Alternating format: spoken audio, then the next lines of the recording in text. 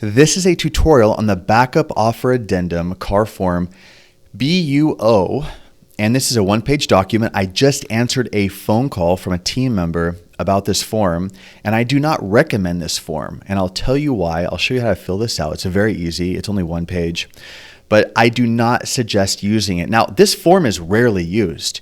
Even a few years ago in peak market frenziness, when everything had a zillion offers on it, I never saw this. I mean, I'm sure it was used somewhere out there, and I've seen this in the past. It's just been many years.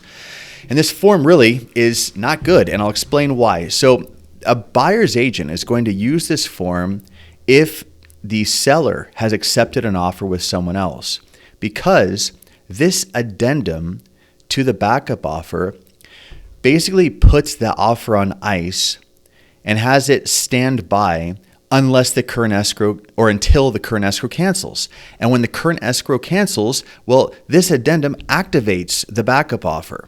So this date here needs to match the backup offer's date on the top left corner of the purchase agreement, property address, names of the parties. What position number? Well, let's say we're the first position number 1. So if the current escrow cancels, well, we're in first in line to be the replacement escrow. Now, here's the big problem with this form and why I recommend not using it. Cancellation rights. Buyer may cancel this agreement at any time. That's all you have to know right there.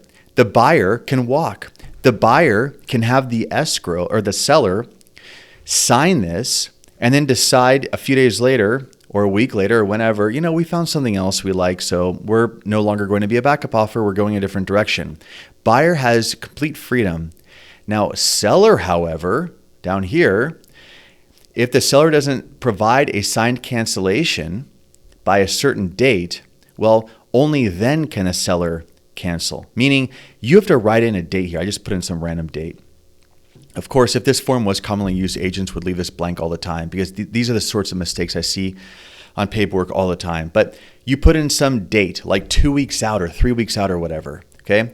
Where basically, so this doesn't go on forever, so that if the seller continues on and it doesn't look like the seller is going to cancel, well, or the seller's transaction is going to cancel, only after this date is the seller able to cancel. So the seller is stuck until this date. All you've done is you've given a buyer first right of refusal. So if the seller's current transaction does fall apart, then they have to go back to this buyer and honor this agreement. The buyer's first in line, the buyer gets a first right of refusal.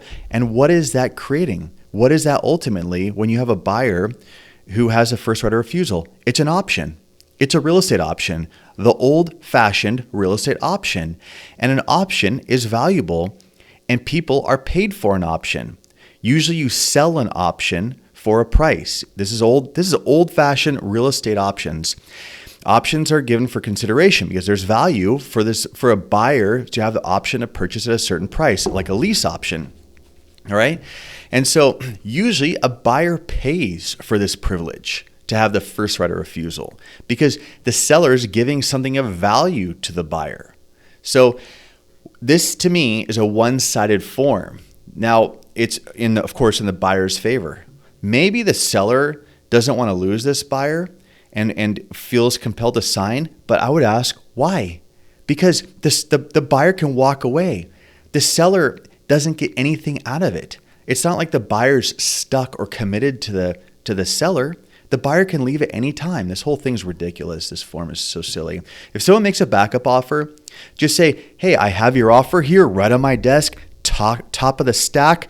If anything goes wrong with my current escrow, you'll be the first phone call I make. That's it. That's having a backup buyer. That's it. It's a verbal commitment that is not contractual. No need for it, okay? Time periods. Okay, and it just basically says that, the time periods in the RPA don't begin until this goes into effect, all right? And that's it. And then the parties sign, and this down here is used if the seller does in fact cancel or their transaction falls apart and they need to move on. They'll just fill out this part and send it to the buyers a notice. Like, here we are, we're activating it, we're going to go with your offer. But don't use this form, okay? I'm just sharing it with you. Do not use the backup offer addendum. It's silly. It's a real estate option that you're giving for free to a buyer, and it's totally one-sided. This form's silly. Don't use it. Hope you found this helpful. Thank you for watching.